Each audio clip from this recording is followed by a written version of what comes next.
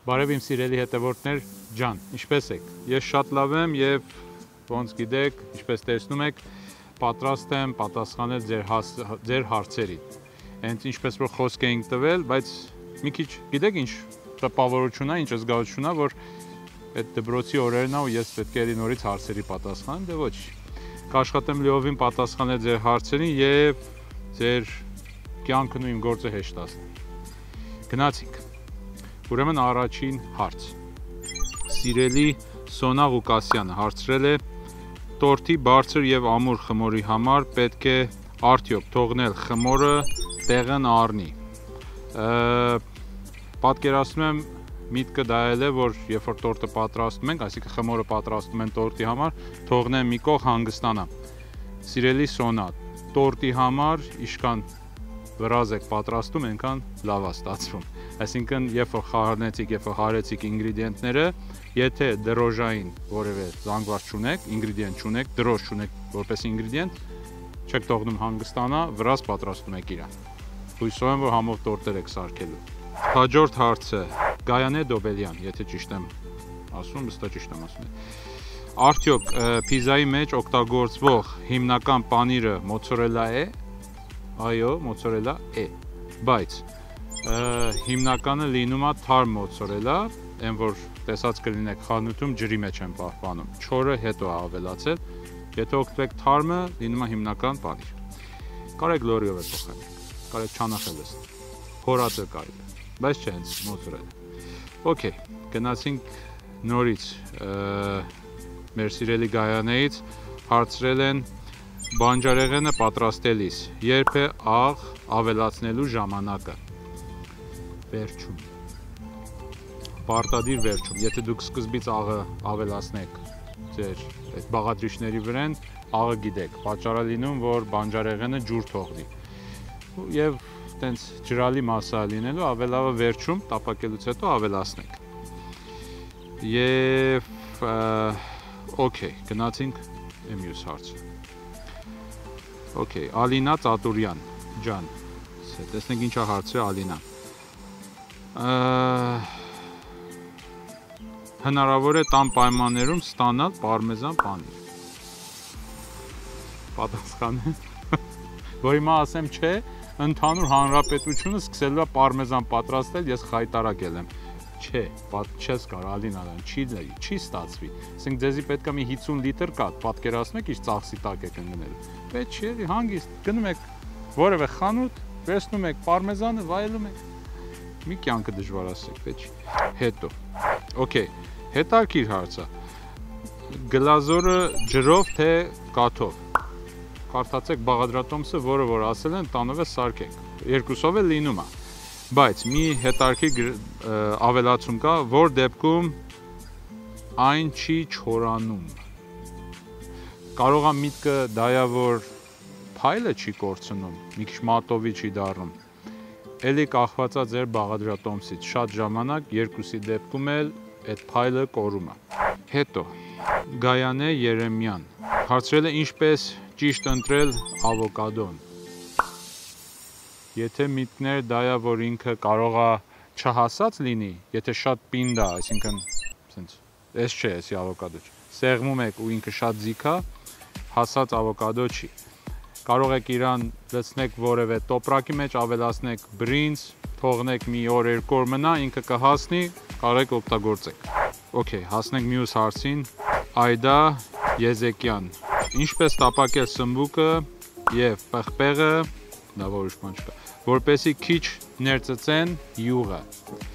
Հիմա տեսեք, սմբուկը ընդհանրապես այդ տիպի բանջարեղեններ, որ իրանք այդ նոր բառ եմ սովորել, ասում են գուբկոտ, մի քիչ կոնստրուկտա ունեն, իրանք ձեթը բավականին իրանց վերցնում են, ինչի, որտեղ դուք միշտ աշխատում եք քիչ ձեթով տապակել իրանց։ Բադրջանի դեպքում կամ սմբուկի դեպքում, եթե օգտվում եք մի քիչ ավելի ձեթ, այսինքն շատ ձեթ, սովորականից ինչ-որ կտապակեք սոխը, այդ խնդրի առջև չեք կանգնի, դա մի լուծում, այսինքն ձեթը շատ եք լցնում, հետո տապակելուց հետո թողնում եք անձեռ նոցիկի վրան, ինքը այդ ձեթը քաշում է իրան։ Երկրորդ տարբերակը դա է, որ դուք օգտվեք թեֆլոն այն թավեքից, որ չի կպնում եւ բավականին տաք լինի թավեն։ Եթե սառը թավում եք անում, ինքը նորից այդ խնդիրը ունենալու է։ Այդքան է այդ հարցի համար։ Okay, հաջորդ հարցը մեր սիրելի Կարա Անդերսյանի կողմից, ինչպես տապակել միսը փափուկ, լանգետ կամ բիֆտեկի համար։ Ուրեմն, կարևոր է որ շատ ճիշտ կտոր ընտրեք ձեր ստեյքի համար կամ լանգետի համար։ Հիմնական ընտրում ենք մեջքի ֆիլեն, սուկին մի քիչ չորա խորհուրդ չեմ տալի եւ փափուկ լինելու համար դիմեք լավ մսավաճարին, որը փափուկ միս տա ձեզի։ Եթե մի քիչ ձեր ցուլի այդ մսի տարիքը բարձ եղավ, խնդիր է լինելու։ Բայց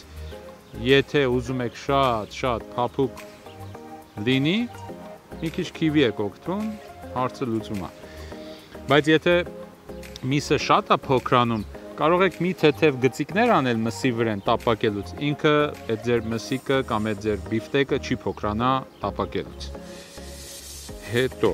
ու պարտադիր սառը չլինի։ Եթե սառ վիճակում իրան տապակում եք, ինքը ավել է ձգվելու։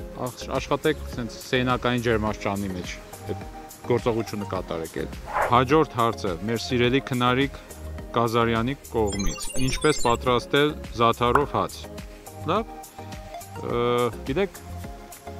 շատ բարդ թեմա չի, այսինքն շատ բարդ չի պատրաստելը, բայց պետք է ունենաք մի քանի ինգրեդիենտ։ Առաջինը լոշիկ, երկրորդը զաթարի համեմուկ։ Շուկայից հաստատ կգնեք։ Ես տենց եմ պատրաստում, վերցնում եք լոշիկը, քսում եք ձեթ, ձիթապտուղի ձեթ, ավելացնում եք համեմուկը, մի քիչ սենց մասաժ եք տալի իրան, թավի վրան կամ ջեռոցում։ Հիմա ոնց կպատրաստեք ցանկանաք, այսինքն կամ ջեռոցում կամ թավում նույնն եք ստանալու, այնքան չի տարբերելու իրենց։ Հետարքիր այլեմ, ես ջեռոցում եմ պատրաստում։ Կնկարեք, կուղարկեք, էլի page-ում տեսնենք ստացվել է թե չէ։ Մեր մյուս հարցը, ուրեմն Լիլիան Եդիկարյանի կողմից, ինչով կարելի է փոխարինել cheesecake-ի կրեմ չիզը։ Տեսեք, մի քիչ բարդ է, բայց կարող եք փոխարինեք տվարոգով, կատնաշորով եւ հետը խառնեք սմետան։ Եթե այս երկուսը խառնում եք իրար, կարող եք փոխարինել կրեմ չիզը, նույն համը չի տալու, բայց ոչինչ, մոտիկա լինելու իրան։ Շատ չէ, բայց մոտիկա։ Հեշտ է ելում, այսինքն վերցնում եք կատնաշոր, վերցնում եք սմետան, թթվասեր, խառնում եք իրար հետ եւ փոխարինում եք այն ինչին, որ նշել են 200 գրամ կամ 400 գրամ կրեմ չիզ։ Ինչ տոկոսայնության կախված է ձեր ուրեմն կատնաշորի տոկոսից։ Եթե ինքը ավել յուղով կատնաշոր եք վերցնում, մի քիչ թթվասերը քիչացնում եք։ Եթե չոր կատնաշոր եք օգտագործում, թթվասերի քանակը բարձրացնում եք։ Հիմա որ ձեզ ասեմ, այսքան սրանից, այդքան նրանից չի ստացվելու։ Մի քանի անգամ փորձեք, դուք համը կզգեք, փորձեք, կպատկերացնեք ինչպես է լինելու։ Հաջորդ հարցը, հետարքիր հարցը, մեզ ուղղել Լիլի Ադամյանը, քանի րոպե է պաստայի պատրաստման ճիշտ ժամանակը։ Ուրեմն սիրելի Լիլի, դա շատ տատանվող թեմա է, ինչի համար, որտեղ տարբեր արտադրողներ ունեն տարբեր ժամանակահատված իրանց պաստայի խաշելու համար, եթե միտքը դա է։ Այսինքն, եթե առնում եք X ֆիրման ու այդ X ֆիրմայի մեջ վերցնում եք պենե, եթե տուփը շրջեք կամ տուփի մի հատվածում նայեք, կարող է վերևում գրված էլի իր ճիշտ պատրաստման ժամը գրած է։ Ասենք նորից եմ ասում, պենե պաստայի համար ֆիրմա գրում է 11 րոպե, ֆիրմա գրում է 7 րոպե։ Դա կախված է իրանց ինգրեդիենտներից կամ ինչպես է այդ պաստան պատրաստվել։ Հիմնական ճիշտ է դուրս գալ, եթե հետևեք իրանց ժամանակը, որ գրել են։ Հիմա մեկը ավել շատ է սիրում եփի, կարող եք մի քիչ ավելացնեք։ Եվ վերջի հարցը։ Ուրեմն մեր սիրելի Նար Մարտը հարցել է պաղպաղակի Բաղադրատոմսը։ Նարա ջան, եթե Նար ջան, ավել ճիշտ ասած, այնքան բարդ բան եք հարցրել, որ եթե հիմա որևէ խոհարար ինձի հարց տար, հաստատ ուրիշ ձև էի պատասխանել, բայց կոպիտ ասած ձեզ հարկավոր է շատ լուրջ պաղպաղակ պատրաստելու տեխնիկա, սեղանի դրվող, բավականի թանկ եւ կաթ եւ մի քանի ուրիշ ինգրեդիենտներ եւ համ, այսինքն կախված ինչ եք ուզում ստանաք, այսինքն շոկոլադի պաղպաղակ, ուրեմն շոկոլադ կամ կակաո։ Բայց դա լուրջ թեմա է, եթե ցանկանում եք լրջորեն խորանալ այդ թեմայի մեջ, խնդրում եմ մյուս անգամ նորից այդ հարցը տվեք, ես ուրիշ ձև, ձեզի լրիվ կատալոգով, տեխնոլոգիական քարտով, ամեն ինչով կուղարկեմ, որտեվ դա մի 4 օրվա դասընթաց է, էլի, օրը 5-6 ժամ։ Այդքանով մեր հարց ու պատասխանների առաջի հարց ու պատասխանների շրջանակը ավարտվեց եւ հույսով եմ, որ արդյունավետ կլինի, ձեր գործը եւ կյանքը կհեշտանա, այս պատասխաններից հետո ավել համով, չնայած չեմ կացկացում, որ համով ուտեսներ եք պատրաստում, չվիրավորվեք, ես վստահ եմ դրանով, մենակ մի քիչ ավել հեշտ կպատրաստեք, եթե բարդություններ ա եղել, պարտադիր, հետևում եք մեր YouTube-ի կանալը, որտեվ այս ինչ որ կատարվեց, այսինքն մեր վիդեոները ընդհանուր լինելու է, այս հարց ու պատասխանը մենակ YouTube-ի